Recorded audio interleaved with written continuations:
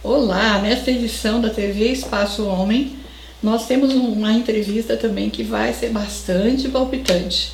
Ô, gente, como nós estamos preocupados com a questão de segurança das nossas informações pessoais.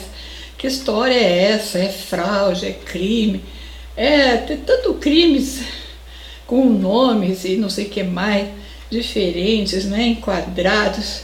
Enfim, hoje nós temos que necessitar de alguém especialista em perícia documental, porque tem tantas fraudes que a gente que é leigo não tem condições de saber qual foi a hora que alguém usou de malícia conosco, de crime efetivamente, que nos prejudica na vida e na família. Hoje a nossa entrevista vai ser com o perito judicial Carlos Ayoff Júnior. Ele quer que eu o chame normalmente de Ayoff, porque é assim que ele é mais conhecido no nome dele de trabalho. Que ele vai cumprimentar todos vocês, nossos internautas, e dar então uma apresentação dele também na formação de perito judicial. Olá, bom dia. Meu nome é Carlos Ayoff Júnior, sou bacharelado no curso de Direito na Faculdade Anhanguera. Tenho curso da Compest de Grafotecnia, Documentoscopia pela Oswaldo Cruz e também sou pós-graduado em Perícia Forense Digital. Muito bem. E nós queremos hoje, a senhora Ayoff, saber um pouco do que é que nós precisamos objetivamente como pessoas físicas, né?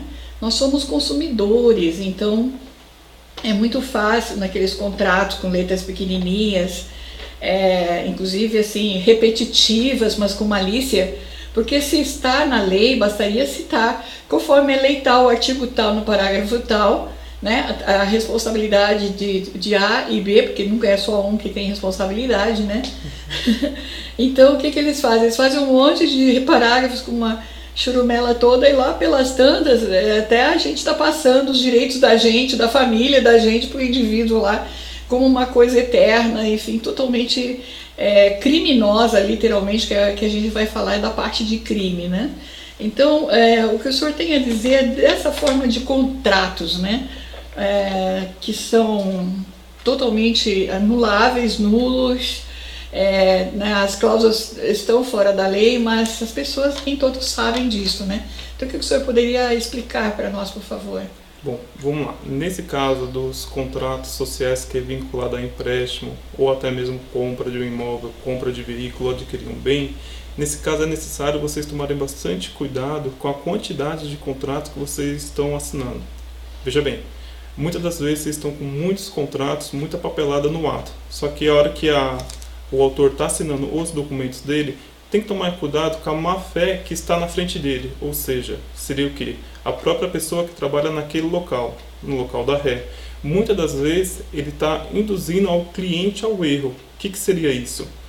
Nesse caso, ele coloca uma quantidade de contrato XPTO, quando ela menos espera, ela está assinando coisa que não deveria. Ou até mesmo se ela deixou de assinar, muitas das vezes aquele próprio cliente, no caso, vê que a assinatura não é pertinente ao próprio punho dele, agindo assim até mesmo uma vida casada.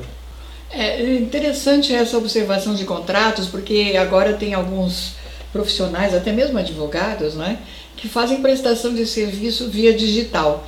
Então ele manda o contrato para a gente ler, né, e a gente assina e daí manda de volta assinado com a cópia do RG. Como é que eu vou lhe dizer assim, por mais confiança que a gente tenha, eu já tive algumas pessoas, é preocupante, porque eu não sei se há passível de fraude, mesmo sendo um contrato de prestação de serviços de um profissional liberal, né? Até que ponto aquela assinatura com aquele RG, ele pode ser alterado para um outro documento ou não? Sim, tem condições, tá? O documento, no caso, que você pode estar vendo do seu advogado, que tem um conhecimento de causa gigantesco, no caso, ele pode sim fazer uma ruptura na assinatura, uma vez que você dá uma procuração, no caso ao seu advogado, se você passou mais do que uma documentação, alguns contratos para ele estar verificando e ver que faltou aquela assinatura, muitas das vezes tem alguns advogados que usam de má fé e também colocam algum tipo de sobrenome, colocam um tipo de R que faltou, ou até mesmo coloca algum tipo de assinatura rúbrica para que aquele contrato siga adiante, para que ele mova a ação, concluindo assim ao Tribunal de Justiça do Estado de São Paulo ou ao Tribunal de Justiça onde ele estiver. E neste caso, doutor, que poderia ter essa fraude, vamos supor que ela tenha ocorrido e a gente não saiba. Amanhã ou depois a gente está sendo cobrado por um profissional liberal, ou por uma empresa que faz um falso despejo, ou por alguém que fez um cálculo errado, acusa a gente de dívida, como o senhor está dizendo, que é muito comum. Até prenderam não sei quantas mil pessoas agora aí que estavam num banco, né, fazendo a fraude com as empresas cobradoras de falsos empréstimos. Quer dizer, na verdade, os funcionários do banco, embora concursados, recebiam propina, né? Quer dizer, era feito um leva para lá e depois traz para cá por baixo lesando o fisco, inclusive, né? Infelizmente, nós estamos num mundo muito corruptivo, né? Em todas as repartições. Não. Neste caso, vamos supor que ocorreu a fraude. E aí, como que nós vamos nos valer do perito judicial para provar como? Via e-mails, gravações que a gente tenha, ou aquele profissional é obrigado a fazer a prova de que a gente contratou para aquilo lá. Como que vai funcionar a perícia judicial? Primeiro, como contratada particular, vamos supor assim, né, que a pessoa está nervosa e tal, angustiada, vai conversar com o perito. Esse passa a ser o seu assistente técnico, para depois entrar no judiciário. Como funciona? Nesse caso, se ela vê que tem uma assinatura, no caso, que ela vê que não é pertinente ao punho dela, e ou o documento ela tem um documento, surgiu uma negativação, vamos dizer assim, no nome do cliente, no caso. E essa pessoa começa a receber SMS, ela começa a receber ligação ou até mesmo e-mail daquele determinado local. Ou seja, ela desconhece o débito. Ela informa que ela nunca teve vínculo com a ré, ou até mesmo morou naquela região. Nesse caso, o que o perito vai pedir? Um contrato social informando o que ocorreu naquela assinatura. Ou seja, ele vai verificar se realmente ela nunca morou na região, se já pegou uma certidão negativa, retroativa há 5 anos, para verificar o contrato. Sendo assim, ele vai colocar um limite de prazo de 15 a 30 dias úteis para poder fazer o quê? Examinar, ele vai aferir e fazer o exame grafotécnico em cima daquela determinada assinatura. Sendo assim, concluído o laudo, o próprio cliente pode contratar um advogado informando que o laudo já foi feito para poder ganhar mais peso no processo. Da outra parte, quem vai poder fazer mais coisas é o juiz, caso ele queira nomear um perito judicial assistente técnico. Agora, neste caso, doutor, por exemplo, assim, que os e-mails hoje que a gente troca com um profissional liberal ou com uma imobiliária, ou que a gente troca, vamos supor, com outro prestador de serviços, né, um contador, enfim, os e-mails hoje são prova de serviços prestados ou não prestados, se houve uma cobrança e a gente se negou, se o serviço que a gente contratou, o indivíduo burlou isso e levou essa informação para outro lugar, até mesmo abusando da procuração, né, doutor? Eu sei que o senhor é formado na área jurídica, me perdoe os bons advogados, mas nós temos muitos advogados sendo presos também, exatamente porque não são tão corretos, né? Então a pessoa pode fraudar a procuração, e aí? Como que a perícia vai... Tem casos particulares que o advogado, no caso, para poder ganhar agilidade no processo, já peguei muito deles, na empresa que eu atuo, que é de grande porte, eles vão lá e fraudam a própria procuração. E você vê que a assinatura não tem nada a ver com o documento original do cliente que está no processo. Você vê que alguém tentou burlar a própria assinatura. Eu vou abrir um espaço técnico aqui que você vê que a assinatura tem remates, ela tem ataque, ela tem curvalino, e por aí você vê que tem fonte e pressão, ou seja, você vê que aquela assinatura, embora o documento seja lícito, a procuração não é. Por que ela não é lícita? Porque até então o próprio cliente que sofreu o dano, ele não assinou aquela procuração. Só que veja bem, ele não sabe disso. Quem está fazendo isso é o advogado para ganhar mais agilidade na quantidade de processos que ele mesmo possui. E neste caso é bem complicado a gente ter que entrar contra alguns grupos, né, principalmente esses mais financeiros, ou próprio de advocacia, para fazer a prova de que não teve aquele tipo de relacionamento. Os e-mails são provas? Sim, os e-mails são provas, tá? Eles são prova parcialmente, porque muitas das vezes, no caso, o advogado vai informar que o próprio cliente dele estava ciente sobre a troca de e-mails. Então, parcialmente, ela pode sim ajudar no processo, mas o foco principal seria o quê? O cliente até o advogado dele colher todas as assinaturas, ver se não está faltando nada e, se possível, ele pegar uma cópia de tudo aquilo que foi contratado ali. Claro, não precisa ser uma cópia autenticada, mas uma xerox, que ele já vai estar sabendo o que ocorreu vinculado ao nome dele no Tribunal de Justiça.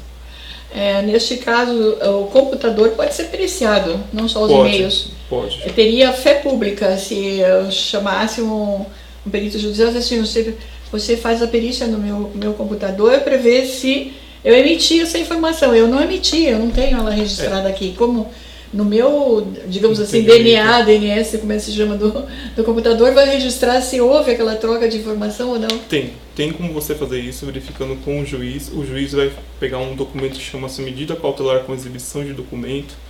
Bom, vocês podem estar se perguntando o que seria isso. Esse é um termo. O que acontece? Nesse processo ele vai automaticamente aferir, ele vai pedir para que aquele computador seja periciado. Uma vez ele vai fazer a coleta do HD, que seria o perito forense digital, ele vai pegar aquele HD, ele vai estar trazendo para ele e vai fazer toda a coleta. A média também é de 30 a 60 dias úteis para poder fazer o laudo forense.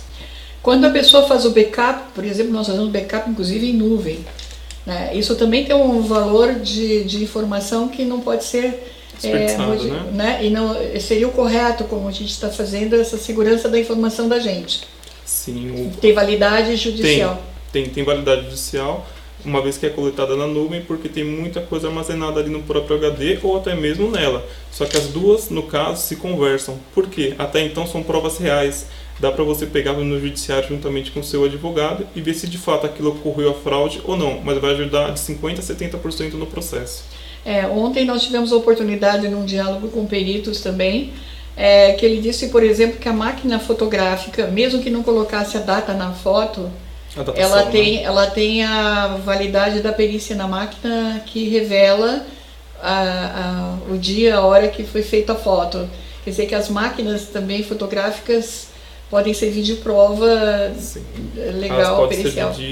As máquinas fotográficas, elas podem sim servir de serventia muito grande para o judiciário. Quais outros, além das máquinas, computadores, por exemplo? Olha, a máquina e os computadores, eles fazem um papel gigantesco em cima da perícia, mas os celulares também fazem assim também. Como as redes sociais fazem. Eu vou dar um exemplo aqui. No caso, o Facebook, quando você pega a conversação do histórico com uma outra pessoa, ele serve de prova. Até mesmo um grupo de WhatsApp que tem várias conversas, ele serve de prova também que o judiciário aceita. Veja só, gente, então nós estamos falando desse mundo todo da informática, não é? Das mídias sociais, e é interessante também, eu tive a oportunidade de ir a um evento em que estava lá a máquina de inteligência artificial, é uma coisa extraordinária, todo o trâmite de informação de como é que se fala assim, de cruzamento, né, de informações de várias entidades investigativas. Quer dizer, inclusive hoje assim, me parece que tem uma comunicação bastante agilizada entre os MPs, entre a Polícia Federal e Estadual. Quer dizer, existe através da inteligência artificial hoje, que o senhor pode explicar mais para mim, que eu sou leiga no assunto, né? Não sei se também envolve o judiciário, mas o trânsito de informação, diria assim, como leiga, é muito rápido e muito difícil de ser burlado hoje, não é? Com essas coisas mais simples de querer burlar procuração, burlar cálculo, dizer que a pessoa dizer assim, a pessoa é uma golpista, vamos dizer que é uma golpista, mas se a pessoa tiver as provas cruzadas de várias informações, vai ver que um departamento de uma entidade pública não a atendeu direito, vai provar que ela sofreu abuso de poder de outro lugar, que ela foi fraudada no outro, mesmo que usado o judiciário. Me parece que hoje tem um cruzamento de informações que são muito valiosos para a pessoa cidadã mais simples também, né? Nesse caso, a gente coloca que seria um kit, né, no caso, que a gente coloca sobre vários segmentos.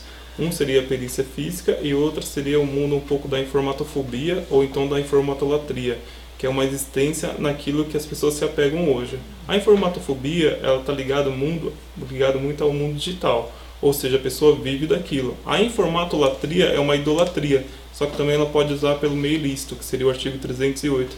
Então, nesse caso, há vários segmentos no kit onde vários peritos vão estar atuando numa causa. Nesse caso, na área digital, ele vai estar fazendo o que? A coleta do HD e o prazo com 30 a 60 dias úteis. Pode também ser periciado o celular do autor, uma vez que tem muito conteúdo ali. Tudo aquilo que for digital, que tiver acesso com foto, o perito forense vai pegar. Independente dele ser policial ou não, ele vai estar trabalhando com o policial, ele vai estar trabalhando com o Ministério Público, por exemplo, também pedindo a colaboração porque eles vão ter mais acesso a informações. Seria isso? Nesse caso, sobre o Ministério Público, eu já atuei também no mundo físico, tá? Mas não é diferente do mundo digital. Uma vez que o juiz atua para você com nomeação, ele tá, vamos dizer assim, ele te dá carta branca para você poder aferir o que aconteceu na fraude. Pode ser ela no computador, pode ser ela no celular, pode ser isso no contrato, pode ser no documento. Mas ele deixa bem nítido que ele quer o quê? Ele quer o laudo para ver se de fato ocorreu fraude no CPF do autor, ou até mesmo no nome do autor, ou até mesmo assim, do conhecimento de causa daquela pessoa que ocorreu o dano. No mundo dos detetives, existem vários equipamentos que permite até a escuta a um determinado distanciamento, né? Que eu já vi esses equipamentos funcionando. E esses equipamentos, quando está na mão do repórter, jornalista, por exemplo, né? Ele é válido, assim como também como detetive, como prova. É uma prova, digamos assim, considerada legal. Mas hoje, infelizmente, o mundo da bisbilhotagem, né? E de gente que ganha dinheiro para bisbilhotar a vida alheia, né?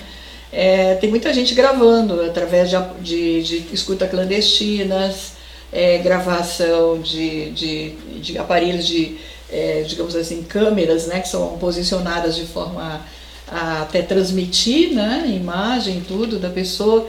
Então, tudo isso também está no mundo digital. Isso também tem a ver com o perito na sua área. Tem. E poderia ver o seu vizinho, por exemplo, o segundo, o terceiro, o quinto, só para a gente ter uma ideia, a que distância que alguém estivesse fazendo uso de uma prova ilegal.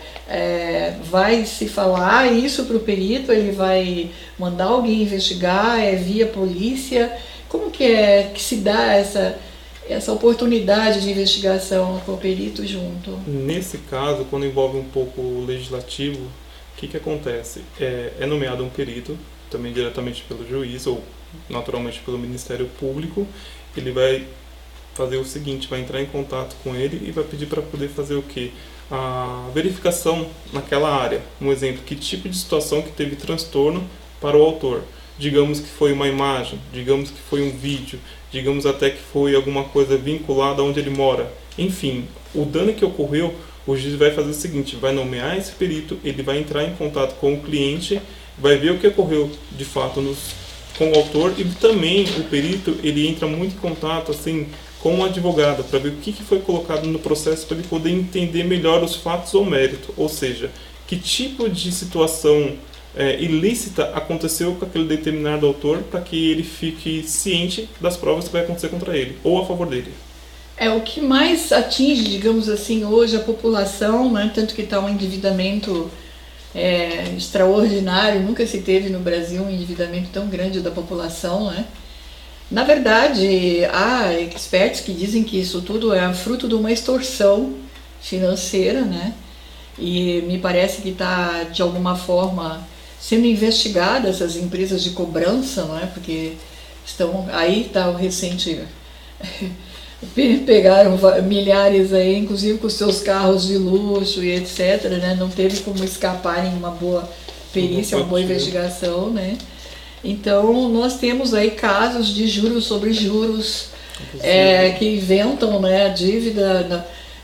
Eu mesmo tive caso, por exemplo, que fizeram protesto generalizado, foram chamados no PROCON, não levaram a prova, entendeu? A gente tentou de todas as formas buscar essa prova, porque não existe, não tem relação com aquele grupo lá.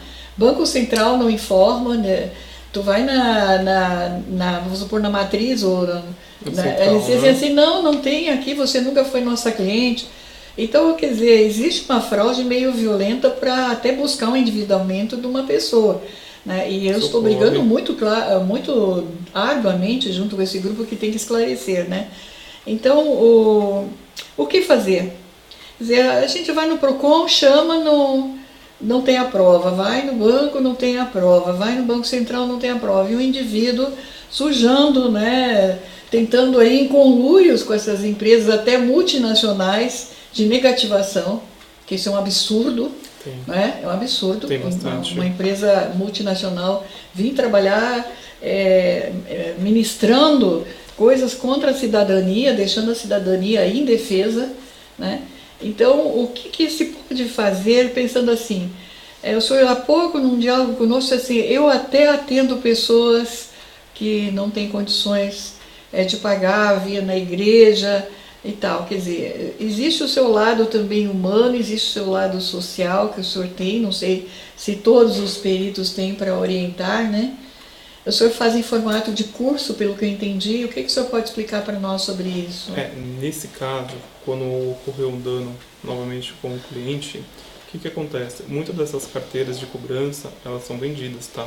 E essas carteiras de cobrança, muitas das vezes, elas são antigas. Isso aí é colocado como uma carteira negativa. O que seria isso? Aquilo que já não tem mais valor para poder ter recuperação. E essas carteiras são vendidas para parcerias. E essas parcerias, no caso, entram em contato com muitos advogados e pedem para começar a reabilitar aquele título para poder verificar se tem algum tipo de ação no pagamento. E muitas das vezes o próprio autor esquece da dívida. Ou até mesmo ocorreu uma fraude. Nisso eles colocam um valor de juros exorbitante e muitas das vezes o cliente não conhece nem aquele tipo de contrato. Ele desconhecendo o contrato, até mesmo se ele for no PROCON, o PROCON não tem força para poder verificar se houve ou não aquele contrato com aquela ré vinculado ao autor. Nisso, seria mais necessário o próprio cliente procurar um advogado de confiança, da confiança dele, e mover uma ação pedindo a própria exibição de documentos. O que seria isso?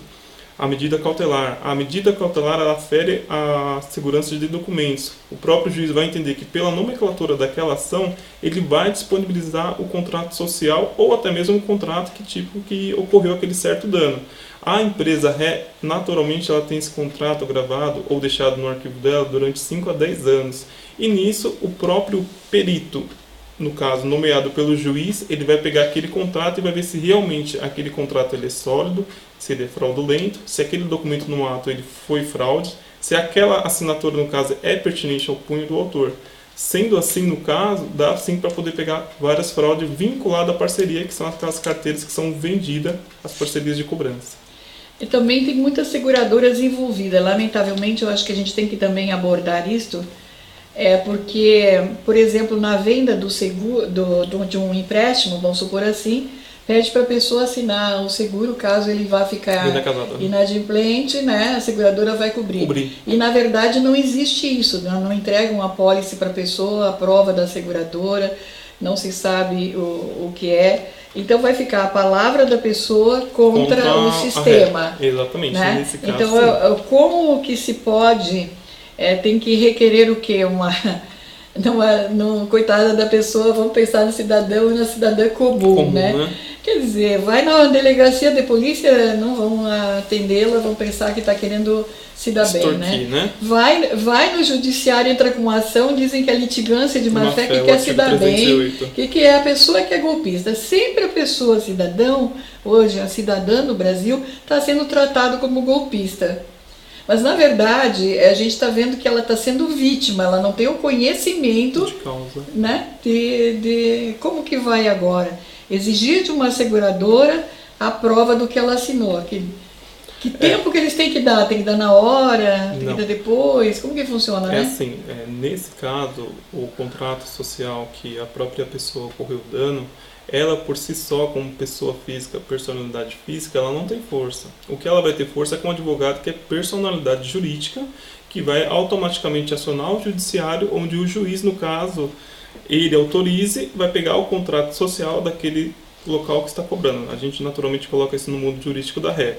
Vinculado assim, ele vai ter um prazo que o juiz vai informar, no caso, para o advogado, para estar entregando o contrato social, para poder verificar se de fato aquele contrato ele é sólido, se ele existe, se ele foi aberto se ele é muito antigo, no caso, que o próprio cliente não reconheça, que não se lembra, ou até mesmo se é um contrato que foi vendido por própria parceria, no caso, e o cliente também desconhece essa parceria, porque até então, quando ele comprou, ele não estava ciente que ele poderia ser cobrado de algo que ele já quitou.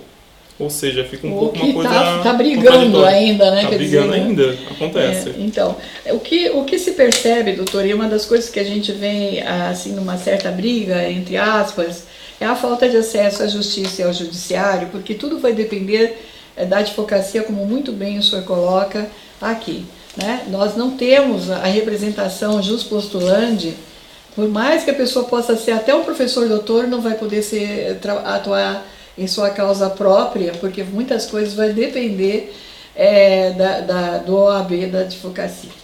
Mas vamos voltar de novo à nossa população aqui que está com uma dívida terrível, né? Aqui em São Paulo montaram uma defensoria pública com um tempo determinado dentro da Assembleia Legislativa para que as pessoas vão lá pleitear e explicar o que está acontecendo no seu endividamento. Na verdade, eu acho que teria que ter isso em tudo que era lugar, porque pelo volume de milhões de pessoas que estão vítimas, não é? Então é uma situação dramática. Nem todos os advogados vão trabalhar num tipo de atitude com essa experiência. O valor é considerado, vamos supor, do empréstimo pequeno, ninguém quer se envolver, e o valor que vai cobrar dos honorários às vezes está fora da condição da pessoa. E então nós estamos diante de uma situação de calamidade pública praticamente, né? E o que a gente pode fazer do ponto de vista, digamos assim, aqui um alerta para todos os peritos que eu sei que tem bom coração, né? Aí a gente está convivendo com alguns, nessa forma como o senhor faz, de orientar as pessoas antecipadamente, né? Nesse caso, a gente vincula a certo tipo de dois segmentos. Seria a detecção, que seria verificar o que aconteceu, e a prevenção. A detecção, a própria palavra já fala, né? Você vai verificar aquilo que ocorreu antes. Ou pós, a prevenção. O que eu devo fazer para que o meu nome volta a ficar limpo na praça?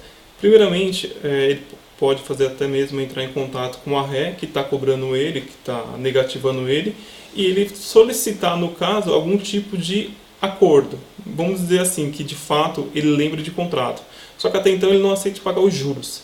Nesse caso, dependendo do ato e do tempo da dívida que a gente coloca, a própria ré pode fazer o quê? Tirar os juros ou até mesmo dar uma anistia de 50% sobre o valor principal, uma vez que o próprio autor lembra que de fato ele comprou, só que ele não se lembra de que tivesse quitado. Ou muitas das vezes o autor ele comprou no CPF dele, mas com uma outra pessoa que já estava com o nome negativado. Agora, quando não, ele até então ele fala, olha, esse contrato não é meu, eu não estive no local, eu não tenho vínculo com a ré, eu nunca morei nessa determinada região, seria interessante sim ele procurar um advogado no caso, que o advogado sim vai entrar em contato com a ré através de processo, onde ali eles podem até mesmo fazer um acordo ou subir para o judiciário, que ali eles vão estar falando entre o juiz, onde o juiz vai postergar o que vai ser feito. Se vai ser uma sentença, se vai ser um acordo, se vai ser só a liberação do nome, ou então, dependendo do que for, o dano moral, mais o ato ilícito que ocorreu pela parte da ré. Então, nós temos também os tribunais de pequenas causas, né, que a pessoa pode ser o próprio agente da reclamação. Sim. Mas voltando de novo, né, nós temos casos aqui que a pessoa disseram assim, você fez uma renegociação da dívida e bota o número de vários processos lá, vamos supor assim, contratos, mas não põe a cópia. Sim. Porque existiu, esse procedimento já é nulo se periciado, né? Nesse caso, quando o próprio cliente vai lá e faz o acordo, ele fala assim, eu vou fazer um acordo para poder liberar meu nome, tá? Muitas das vezes aquele acordo ele é vinculado a uma prestação de serviço que seria o contrato. Só que aquele contrato, por o tempo que já está, no caso, postergando a dívida, a própria empresa já não tem mais esse contrato social. Ou seja, o que ele vai ter ali no ato é um contrato de replanificação, no caso da dívida, que também vai estar mencionando ali o número do contrato a qual ele fez compra. Sendo assim, o contrato, pela parte da ré, ela não tendo condições até mesmo de apresentar, concorde comigo, automaticamente ela está dando a sua sentença. Por quê? O juiz ele precisa de provas. Uma vez que o contrato social ele é inexistente por parte da ré, como que ela vai provar que aquele contrato social tem assinatura e tem o documento do autor? Pode ter sim, no caso, a replanificação, mas o contrato em si, se o juiz pedir, ele é inexistente. E do ponto de vista contábil, que eu conversei também com um perito judicial, quando chega no final do ano, essas dívidas são todas lançadas, né, no balanço. quer dizer que tem uma certa, já se locupletaram e tinha reserva para esse fim. Né? Tá certo que eles têm o direito de cobrar, mas eles têm a obrigação de mostrar todas as bases documentais, segundo ele, que leva a essa cobrança judicial ou essa cobrança de restrição. Se ele não tiver a cópia do contrato, a prova de quanto que já foi pago, a origem de cada coisa, a operação é nula.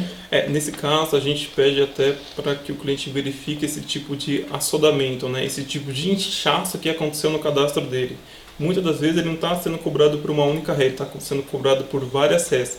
Nesse caso, não tendo a prova, no caso que seria o contrato, não tem como ele ter, a partir da ré, ter existência sobre a negativação. Ou seja, o cliente só vai ter poder para poder liberar o nome dele no caso através do juiz. O juiz verificando que a própria ré não tem o documento do autor vinculado aos contratos sociais, vinculado ao CPF do autor, vinculado à razão social, sinto muito, ele vai ter que liberar o nome do cliente assim, ou o nome do autor. Isso a gente pode colocar até como uma tutela antecipada. É tanta certeza que ele não fez aquela compra, que até então ele paga o valor. Só que em cima disso, o juiz vai lá e fala, tudo bem. Agora que viu que não tem a negativação, viu que de fato o cliente tem razão, ele vai pedir para devolver o dinheiro, ou dependendo da sentença, ou da má-fé da ré, ele vai pedir para pagar o dano moral. O que eu quero deixar aqui por minha palavra, tá? Não a dele, né? Pelo que a gente ouve diariamente aqui, o que a gente sente é que tem que se dar oportunidade também de acreditar na palavra, mesmo que ela seja uma pessoa simples. Porque, obviamente, ela não vai estar explicando, ainda mais nos casos de pequenas causas. Muitas vezes coloca também advogado que dizem que vão fazer, mas depois não fazem, entende? Não é especialista no assunto, não dá a continuidade, perde prazos. Não vamos deixar que todos aqui são inocentes e só a cidadania que é a culpada, né? Sim. Então a pessoa não tem obrigação de saber, porque ela não é ela que está com o registro de profissional. Então o que acontece? A questão também temos que fazer um pouco de crítica aqui do que está se vendo, é a conciliação antes de chegar na decisão do juiz. É um absurdo, o advogado que vai do grande grupo, ele chega lá e diz assim, não tem conciliação. O que adianta uma audiência de conciliação onde que todos vão ganhar, na verdade, e a pessoa que está ali simplesinha, a vítima, ela não vai conseguir nem expressar o que é diante de um juiz, para o juiz ver a limitação e a dificuldade dela e a inocência dela. Quando vem um grande grupo e diz assim, não tem conciliação. Tá bom, ele só vai dizer que não tem conciliação depois que cada um expor o caso. Mas o indivíduo já chega e diz não tem conciliação. Então eu creio que aqui nós estamos falando de uma coisa muito bárbara, diante de um perito super responsável, jovem, né? Muito bem recomendado para nós, digamos de passagem, tá? E estamos mostrando que no mundo da informática, no mundo de todas as outras áreas digitais, e também com as provas que a gente possa vir buscar, tá? Tem meios da nossa defesa hoje. Os contratos mais antigos talvez não tenha, né, doutor? Não sei qual que é o procedimento. Mas é importante que a gente também tenha acesso a peritos, tá? Antecipadamente, às vezes, de entrar com uma ação. Sim. Porque a gente não fica tão fragilizado. Sim. Tem um especialista garantindo que as provas da gente, doutor? Nesse caso, assim, pensa assim, que ocorreu um dano no seu nome ou no seu CPF, no caso, e você sabe que aquela dívida, ela não é sua. O que você deve fazer? Você vai entrar em contato com o advogado de primeira parte, mas eu posso te antecipar que o advogado ele já vai te pedir para te informar que ele só vai poder mover uma ação de acordo com um perito. E nisso ele vai, não por parte do autor, que muitas das vezes ele pode até procurar no conselho, mas o próprio advogado vai falar, olha, sem o laudo a gente não pode fazer nada. O que ele vai pedir para fazer? Contratar um perito no determinado segmento, de acordo com os fatos do objeto da ação, e assim sim postular as provas. Muitas das vezes, quando eu faço serviço como assistente técnico, as pessoas me procuram no próprio conselho a qual eu sou atrelada. E dali eu dou um prazo de 10 a 15 dias úteis para deixar o laudo pronto. Quando eu tiver com 50% do laudo pronto, já me paga 50% dos meus honorários. Assim, quando eu tiver preenchido 100%, eu vou lá e entrego o contrato. Sendo assim, eu informo ele também que até os quesitos da parte, não do advogado, mas sim do perito, eu vou responder de acordo com o contrato ali firmado entre as partes. Então é importante também que quando a gente vai procurar uma advocacia, pergunta se ele tem peritos, se ele não tem, a gente pode procurar antecipadamente. Pode. Pode ir direto ao conselho, pode ir direto a uma Sim. associação e tentar conversar, enfim, ver quem é que pode atendê-lo, né? Assim como o próprio cliente ele procura o advogado, ele pode também procurar o perito, porque assim são um tipo de técnicas de conhecimentos paralelo. Um tem conhecimento de causa vinculado aos processos e o outro tem um conhecimento vinculado à fraude, seja ela em documentoscopia, seja ela em grafotecnia, seja ela na forense. Só que o que eu estou querendo dizer aqui? Até mesmo você sabendo que o seu nome está negativado, que ocorreu um dano com você, da mesma forma que você procura um advogado, procura um perito. Muitas das vezes ele vai montar o laudo muito antes do próprio processo que você vai entrar em contato com o advogado. Você vai ganhar força no processo juntamente com o seu advogado. Aí tem advocacias que vão dizer assim, não, isso pode prejudicar a nós, porque o juiz pode não aceitar o magistrado, não sei o quê, já tem uma decisão de litigância de má-fé. Acontece que o perito judicial é fé pública, é obrigado sim a aceitar a determinação dele, não tem como não aceitar, não tem de prova nova, prova velha, prova não sei o quê. A prova é oficial a partir desse momento que o perito judicial assina. Muitas das vezes no próprio Tribunal de Justiça, o juiz sabe, ele tem conhecimento de causa gigantesco, uma vez que é emitido o laudo, ele até pode conhecer ou ele pode procurar no rol dos peritos do Tribunal de Justiça do Estado de São Paulo, ou fora de São Paulo, vai depender do estado, ele vai saber que de fato aquele perito ele existe. Então muitas das vezes do processo que é feito o laudo, ele sabe que tem um poder de,